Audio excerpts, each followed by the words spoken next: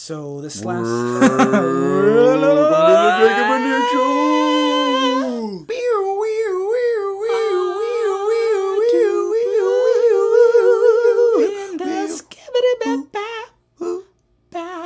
I'm Jacob the Big Stick. I'm Nick the Bigger Stick. So last Sunday was the Golden Globes. Did you get a chance to watch them? The Golden Globes. What are those? What are those? Bong. You have it. Oh yeah. There you go. The Golden Globes. Did you get a chance to watch them? I didn't. I was busy doing other stuff, but I heard it was riveting. Yeah, I didn't get a chance to either. So we're gonna talk about them anyway. Really, because it doesn't matter. I mean, what struck me is every year after the Golden Globes, the Oscars, whatever. As someone who's super into film, I always jump on to the next day to see who won, who didn't. Oh, this person, Jim Carrey won. He gave the funniest speech ever. Who blah got blah. robbed? Yeah, exactly. What's it like the snubs? Snubs. Yeah. This year, you don't get any of that. This year, I couldn't even tell you who won, except for the couple people who won and got blasted for immediate sex scandals after. Franco. It was. I don't like the way it's going, man. Like the big thing this year was, I guess, everyone wore black, and a couple people didn't, and they're getting mauled. Yeah, which sucks. Like, I get it, solidarity is one thing, but like you can't just make everybody decide to have to wear this for this cause. Right? And it sucks. I mean, it's almost like the football kneeling thing where it's like at that point, if you don't kneel, now you're making a statement. It's like, shit, man, some people just, they wanted to be movie stars and they made a funny movie and now they wanted to see if they got an award for it. They weren't trying to talk about Somalia or whatever. Yeah. And I get if you're trying to use your personal celebrity to, make a statement or a point or whatever. If you have something to say and you've got a platform, fair game to you, fine. But I think use your private Twitter or something. I don't think you need to make the award show where it's everybody's day about movies that we spent the last year loving as a culture. You need to make that about your own, whatever the personal cause is and whoever doesn't go with it. To me, that's almost like in football where it used to be like, Rangatang Stadium or whatever. And now it's like, ooh, Kit Kat Stadium. Yeah. It makes it too... Yeah, it makes it like marketed product. Yeah. And it sucks because, I mean, so far every single time they do one of these statements, it's not specifically about me. Like, I can empathize and all that, but nobody's doing the white, middle-class, pasty guy, statements or whatever. So, yeah, I get that. Because they call that America right now. Yeah, that's just every day, baby. Love it. They call it democracy. No, but I don't know about you, and I kind of do, actually. I take that back. But, I mean, I don't know damn thing I can tell you whenever I was, the reason that movies and Golden Globes and the Oscars, to what degree they do matter, mattered.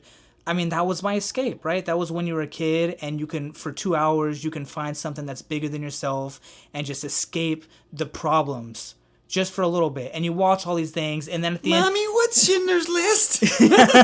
Just escape, baby, escape. Well, let that, but then you got to see Men in Black or whatever. Mommy, what's this giant T-Rex chasing the car? Shut the fuck up. No, Bring me my... Alright, keep going. Sorry. But... I mean, that's what it used to be about. And then at the end of the year, they just weld them all into this nice, beautiful quilt of, oh, yeah, I remember that movie. Oh, that was great. Remember that time? Cool. And then the next day you all talk about it. And you go, oh, yeah, I saw that movie. Oh, you haven't seen that movie? And now the movie's the one thing we're not talking about. Except in terms of, oh, you put the T-Rex in that movie, but... you didn't want to make it about race disparity or whatever. It's like, does everything have to be a statement, man? Can't this just be a night of a bunch of people getting together, talking about these wonderful stories and how moving they were and how funny and how, it doesn't... Now it's all, everything's a statement for the sake of it. Everything has to be heavy. It all has to be, well... And there's never-ending problems. So if we're taking it this route, then every year, every award is this one's going to be about AIDS. This one's going to be about famine. This one's going to be about child abuse. This one's going to be about bone cancer. It's like, shit, man, he was singing and dancing in that movie. Can't it just be, how cool was that dance number? No, I feel you, man. And it's like, it's become this symbolic thing that's much bigger than the actual movie. It's like if you're watching Brave Little Toaster... You're like, oh man, that was a cool little toaster. Did some crazy crap. And it's like, yeah, but didn't you get it? Yeah, it was toaster. really just a big metaphor. It's a metaphor for society. Yeah, and Like, again, what the fuck were you watching, man? That was a blanket chasing yeah, a toaster. got some demons. This guy's got some demons. But again, I have to say, yeah, all these things, the problems that they're for right now, they're for women's rights or for equality, especially in terms of black people and all that with these different movements, and I'm all for it. But I also, But as a white man saying black people, you're. Black Lives Matter. I mean, if They I got said you. We got him. We got him. He's whatever. Okay, Sir, we got any white guys in there? no habla, Jacob. Nope. Just another Mexican. Let him rot. No, Anyways, take him anyways. but all this to say, I feel like if I was a woman or minority or whatever, I feel like I would. What kind of woman would you be? I feel like I would double down on the opinion that I carry right now, because I feel like even then, if things are that horrible, which case I couldn't know because I'm part of the patriarchy or whatever. But if things really are that horrible, you have to assume all the more. Let's just have one night where we can put it away and just enjoy ourselves and be I entertained. think what you're talking about is the purge. Let's just have the one night. Is this recording right now? Yeah. And it starts now. No, I'm saying if I need an escape, if little old me needs one night to just have fun and escape and just enjoy it and be brought together for something that's joyful and fun, then surely the oppressed have to be right there with me times 10, right? Yeah, let's just all put down our weapons and just enjoy. Yeah, I mean, Enjoy a make night. every other night. Like, if Kaepernick wants to take a knee because he's got a problem with the system and you agree, great. Fantastic. But do we need to make the Super Bowl specifically about that? Yeah. It's like, come on, man. And to be honest, like, using the Golden Globes as that is almost a joke to me. Like, it's almost like Baskin Robbins releasing their new flavor and on behalf of blacks everywhere. It is. It's pompous. Wait, It's, what? Baskin Robbins? What? Yeah, like, I guess I'm eating Rocky Road as a statement on Columbine. Cocoa mocha flavor for blacks. It's like, no, dude, you can't. It's the Golden Globes. Like, why is Yeah, this who the are you statement? kidding? Yeah, it's not like they're going marching to the Capitol and like re-signing the Declaration for. It's quite self-important, I feel like every time they go up to me, and I always think about this too, like, because if I made a movie and it got nominated, I guarantee you I wouldn't go there with and I made these fart jokes on behalf of Sudan.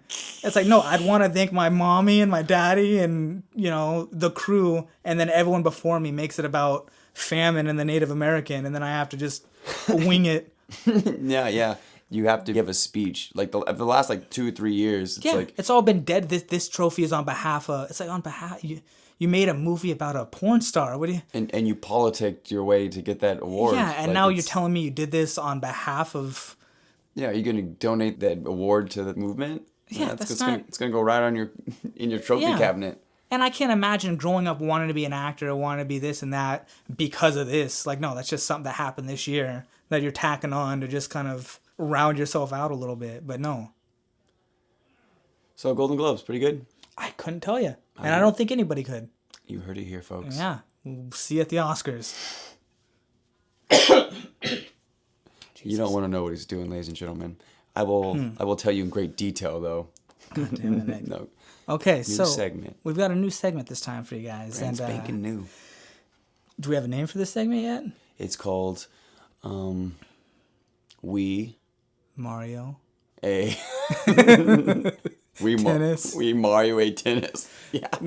I think you know where Jacob's head's at right now. Let's try that again. Okay. The segment's called Potent? Potables. No, well, I know we're doing this segment. Do we have a name? Something Yeah, well, piffy and I'm trying. We're gonna just on the spot. Well, on the spot, we're gonna ping pong a good segment title. Just do you want to start the name or? Yeah. All right, give me some. Movie Maker. Pro? Yeah. And this episode is brought to you by Movie Maker Pro. Now, all your Movie Maker needs. Ding. Are you tired of trying to make your own movies without being a pro? I am. Who the hell are you? Oh, I thought, Who the hell did you get in my house? oh, your mom said that the door was Who the hell? I don't have a mom. I was bred in a goddamn. No. Okay, Jesus. let's get back to. Should we? We're gonna call this. Is there a word that means like on the fly that starts with a P? Maybe fly with like a PH. Plots on the Plots on yeah, the but they fly. can't see it spelled, so it's not. Can you guys see that spelled? It's like close your eyes and think about it. Nah. Okay, I'm going. Yeah, get the you know I'm not allowed to have kids in my house. It wasn't even my fault. I mean, 38 yards, you know the drill. I didn't. You I was, can read the sign. I was drunk. I was over at the I was just peed in the goddamn. That was a gargoyle. Oh no! Oh no! Movie was on the fly. Like, Plot. yeah, plot. Plotters. Plotters. Plinkers. So what do we do in this new segment? Basically, one of us, this week it'll be me, since I thought of it this morning, comes up with a random movie plot, stupid or otherwise, and then we mold it and come up with a plot of a movie. To be perfectly honest, this isn't even a plot. It's a strange scenario that just... Which is what okay, yeah, tell me that's not what The Fly was, too? Or Limitless or whatever else. Oh, what if I took this pill and then, suddenly I'm a lot smarter. What was what was the Fly? Jeff Goldblum? Yeah. What was that called? Like The Fly. Brindle? Dr. Brundle? I don't know, dude. Come on. Oh, they're going to remake that, by the way. Yeah. Yeah. Heard that. Yeah. I think we talked about it before. Oh, yeah. Yeah, it was us. Oh, those were my friends. Oh, yeah, me too. Okay. Here's the scenario, okay? The scenario. The scenario, Dawson. So basically, it's a little derivative. Okay, think... No, it's not. No, it's not. I can get it there. Oh, okay. I'm going to anchor this thing down to two pretty good movies, All right. so they're going to respect this. All right. Okay, think kind of like a Buffalo Bill from Silence of the Lamb mixed with that movie Perfume. Anybody out there who's seen Perfume, extra points. Okay, now, here's the basic thing of it. Okay, try this at home. It's fun. Take your fingers and kind of tap and drum on your rib cage. Under your shirt, you got to get that skin-to-skin contact, okay? And what you'll notice, especially if you're with a partner who doesn't find this weird at all, if you're both doing it or you're doing it to each of you, every rib cage tap sounds different. If I tap my rib cage, as a matter of fact. Uh-oh, here you go. Now Nick, do yours. I don't think I will. Here's Nick doing his. No, it's not mine. It would have worked a lot better if you did it. Okay. Anyway, just whatever. We'll cut that out. Take my word for it, okay? If you, for whatever reason, some sound more hollow, some sound more dense. So, the idea is this madman kind of Jeepers Creepers like is going around and trying to find the perfect sounding torsos to create this monster drum kit made out of human torso. So is it a comedy? I think it could be, I'm fine with it being a genre bender, but I think we should stick with the roots in horror. Now it can be like a Cabin in the Woods, it could be like a Jeepers Creepers, but I just don't think there's any way. So is he the villain or is he the protagonist? I'm thinking either A, he's the protagonist. No, it's like an anti-hero kind of a thing, like it's told from Jeepers Creepers' side, or it's kind of split screen. So you're seeing it from his side and then you're seeing it from the other people's side, but I'm open to making him just the villain. I mean, that would definitely be interesting if it was split screen. I just don't think you could tell a full story split screen because I don't think that's ever been done, where it's like two movies all playing. Well, not actually split screen. I just mean you're getting both sides of the story. It's not just like somebody hunting this guy down and you see him for 5 minutes of the movie, or unless you think it would work better if we had a hero trying to hunt this guy down. I mean, that would turn into more like a mystery kind of thing. Yeah. So, I mean, What are you seeing here? I would stick just with just the aspect of the inner workings of this crazy son bitch trying to make drum kits with torsos. So we're following him the whole movie. I would follow him. I wouldn't waste time with a cop just trying to like wrestle with his struggling marriage and like We could do a drunken Silence of the habits. Lamb style where we get this other guy who's a crazy dude who they're using him to get in his head, or we could do it. I just like, how do you get in someone's head that's finding torsos?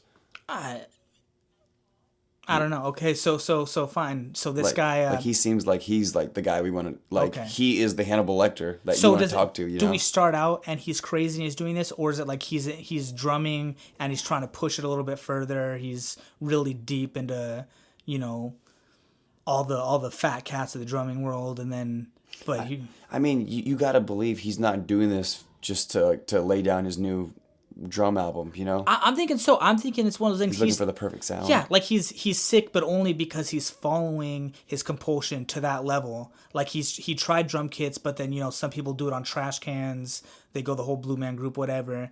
But here's a guy that he's such a virtuoso that he needs that perfect sound, and he's literally willing to kill if it means that he can play his perfect, like a Mozart.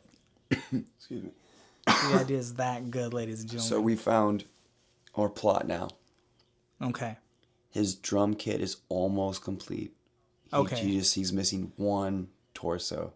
And this whole movie is about him finding that one torso. Yeah, So but you don't even find out until the second act. Like the first act, he's just this guy and he's quiet and he keeps to himself. But there's a girl in his choir or whatever who's got a real big thing for him, and or his orchestra. And he's just like, he's first chair. People love him. He's brilliant, but he never wants to go out and have a beer after. He has to come home.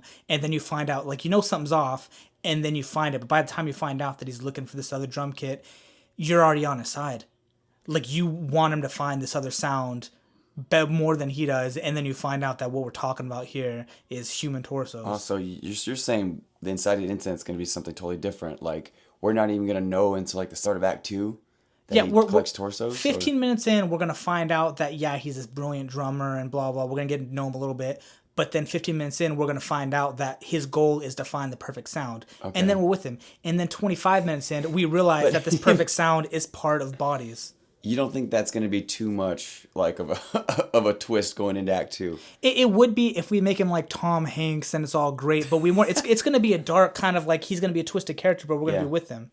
You know, it's going to be, I'm picturing like David Fincher directing this one. Well, okay, so he'll be, like, focusing on different aspects of people's, like, not only personalities, but, like, he's listening to the choir singers, he's listening to their pitch. Right. And, like, they hit a high note, he'll either know, like, okay, that's not the drum sound I want. Or if they, like, struggle to hit this or hit, like, a baritone, he's like, ooh, this lung capacity, that particular torso is what I need. Yeah. And he'll kind of, like, you know, take them out to dinner and, like, see how much water they can drink and or something. Like, he's got these crazy little things that he tries to figure out if they're the right match. Okay. Yeah, or maybe he could even, like, go to restaurants and, like, record the room noise, and you don't really know what he's doing. Maybe he pushes a button and he just eats his meal. Yeah. And he's on his date or whatever, and it's fine. And then he goes home and he starts to play it, and he really cranks up the volume, and you could hear he's listening to people gritting their teeth and tapping their chin and stuff like that, and it's really just this hollow sound, and there's something human about it. That's what he likes. It's not because it's not This freak. And he lays down his back and starts, like, drumming on his torso, Yeah. like, exactly. Yeah, and then, oh my God. right? Because, I mean, if you think about it, you can see it where it's like you can make a good sound out of metal, cold metal, or what is a drum really? The original one was just hide stretched over this drum, but that's not good enough. He needs something real. He needs, you see? And the girl that he finds is, like, totally falls in love with him because she sees him as this, like, brilliant artist. Yeah. And then she realizes at some point that he's trying to kill her to take her torso. Yeah. And maybe even she, like... Yeah, at the end, she wants to be sacrificed, kind of. Yeah, she's, like, she sees his... Yeah, if she thinks he's a psycho until finally he gets her captured, almost like, what was that drum movie? The Whip or whatever? Whiplash. Whiplash, yeah. Where at the end, they kind of come together and you see it. Like, if she's really this big of a musical aficionado as well, and she sees his creation, she's going to be freaked out. But then when she hears it, I mean, if this is truly just center of the bullseye as far as making that perfect sound, you have to assume. And what, so the ending would be him just, like, wailing on the drum set? Either that or him just sitting down in front of it. Oh. He picks up the sticks, and then it cuts to black. Oh, like, well, at that point, like, he picks up the sticks, and out the front windows, there's, like, cop sirens, like... Yeah, cop sirens, but the audio cuts out. But you see him, you see the cherries and berries outside flashing. Yep. You see his face, he picks up the stick, he hits it once, dust kind of comes off, and a big smile starts to come on his face, and he hits it again, but you can't hear it. And he closes his eyes, and he's just complete. And then it cuts to black. And then we'll have In Memory of... And a long list. A long list of people to apologize to and to thank. Yeah. I think this would be a good movie. Right? We'll have him do some other things along the way, but yeah, if we focus on him just as the artist, and then the twist happens to be he's collecting torsos, and then he falls in love, and then she's Yeah. afraid, and then she kind of comes back. That's a story. Right? And the subplot is, he's got this love relationship with this girl. Maybe there's something happening with his parents or something. And then slowly but surely, it becomes this thing of almost like an addiction story where it's like he can either have this all the way or he can have everything else. But he can't have this and anything else. So slowly but surely, he just has to realize that he can't have a girlfriend. He can't have a pet. He can't have a hobby. He can't have anything else if he's going to have this thing. What do you think? Yeah, I mean, in the spirit of not making movies metaphors, yeah, let's go ahead and make it a metaphor. I mean, I don't think it's a metaphor. I just think that's the way it works. You gotta have one thing. Well, no, I mean, I think whenever it's like an addiction like that, I mean, like heroin or something else, I think you do just have to have one thing. There's not a lot of people who are living stable, three-dimensional lives with that in. I think the aspect of him losing his true love in order to create. I think this is his true love. Well, the girl became his like true love. I think the girl is the first girl that he can kind of talk to because everyone else just thinks he's a little bit weird and off. Maybe they think he's on the spectrum or. Yeah, but don't you see like the dynamics of him needing the perfect sound and she's it, but he loves her so much that he doesn't want to kill her because he wants her to live. No, it's one of those. Yeah, but what the aspect would be is him needing the perfect sound and then him finally finding maybe the only other person in the world that can understand the perfect sound. Not gonna work. Right? Like that's the big trade-off is in order to get the perfect sound, he needs her torso to make it. And in order to share that perfect sound with anybody, he needs her alive to witness it. So you're saying he doesn't love her? No, he loves her, and that love stems from the fact that she's the only person he's ever met who gets him, who can understand the difference in pitches like that. Like everyone else, they connect in that way. Yeah. Yeah. But this girl's got the same kind of ear he does, and so he wants to show her this thing more than anything. But it's not going to be complete unless she's dead. Dude, this is the sickest thing I've ever heard. Right? But I mean, in a way, I'd watch it. Right? I'd watch the hell out of this movie.